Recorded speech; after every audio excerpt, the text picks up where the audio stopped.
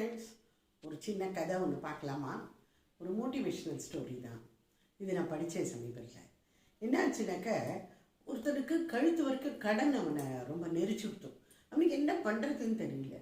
ரொம்ப ஒரு நிராசையோட எல்லா வாழ்க்கையில் இந்த மாதிரி நம்மளுக்கு சறுக்கி விட்டுவிட்டேன் அப்படின்னு சொல்லிட்டு அவன் இது பண்ணிடலாம், சூசைட், தற்கொலை பண்ணிக்கிறதுக்காக ஒரு நதியில் குதிக்கிறதுக்காக போயிடான்.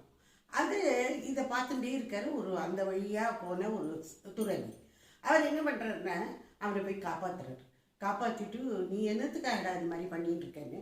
இல்லை, எனக்கு ஒரு கடன், இதுலேருந்து எனக்கு எப்படி நான் மீண்டு வருவேன்னு தெரியல அப்படின்னு சொல்கிறான்.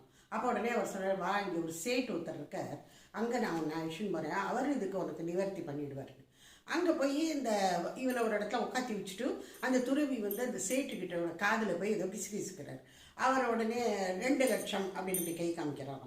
அதுக்கப்புறம் திருப்பியும் பார்த்துட்டு பார்த்தனக்கு இன்னொரு வருஷம் கிசுக்கிறார். இப்போ இன்னொரு வருஷம் 2 பேர்களை காமிக்கிறார், இன்னொரு 2ங்கிற மாதிரி. அப்போ உடனே இது கொஞ்ச நாள் இந்த சம்பாஷணை போயிட்டு இருக்கு அந்த துறவிக்கும் அந்த சேட்டுக்கும்.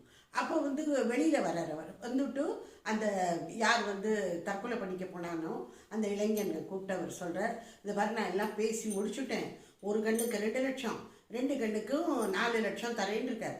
அது தவிர வேற உன்னோட சரீரத்தில் இருக்கிற மொத்த அவயவங்களுக்கும், அதாவது லிவர் இருக்குது, கிட்னி இருக்குது, இந்த மாதிரி இதெல்லாம் இருக்குது, பாடி பார்ட்ஸ் எல்லாம் இருக்குது, அதுக்கெல்லாம் எல்லாமே சேர்த்து ஒரு 50 லட்சம் வரைக்கும் நான் பேசிட்டேன். அவன் உடனே ஆச்சரியப்பட்டு போயிட்டான். அவன் உடனே சொல்கிறான்னா, என்னது, நான் இதுக்கு என்னோட அங்கங்கள் எல்லாம் நான் இதுக்கு தரணும், நான் அதெல்லாம் தரவே மாட்டேன் அப்படின்னு.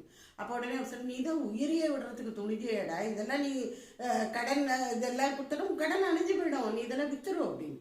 அவனே அப்போ தான் சொன்னான், துறவியோட கையை 2த்தையும் பிடிச்சிட்டு அவரை இது பண்ணி, நீங்கள் என் கண்ணை திறந்துட்டேன், எல்லாத்தையும் விட நம்ம இந்த கடவுள் நம்மளுக்கு கொடுத்துருக்குற இந்த உடல் இருக்கே, இது விலை மதிப்பற்றது, இதை வச்சுட்டு நான் உழைச்சி இதை இதுலேருந்து நான் எப்படி இந்த கடனெல்லாம் நான் தீர்க்கணுங்கிறத நினைக்காம இந்த மாதிரி நான் உயிரை விட துணிஞ்சேனே அப்படின்னு சொல்லிட்டு சாஷ்டாங்கமாக அவருக்கு நமஸ்காரம் பண்ணிட்டு தன்னோட பயணத்தை அவன் மேற்கொண்டான்.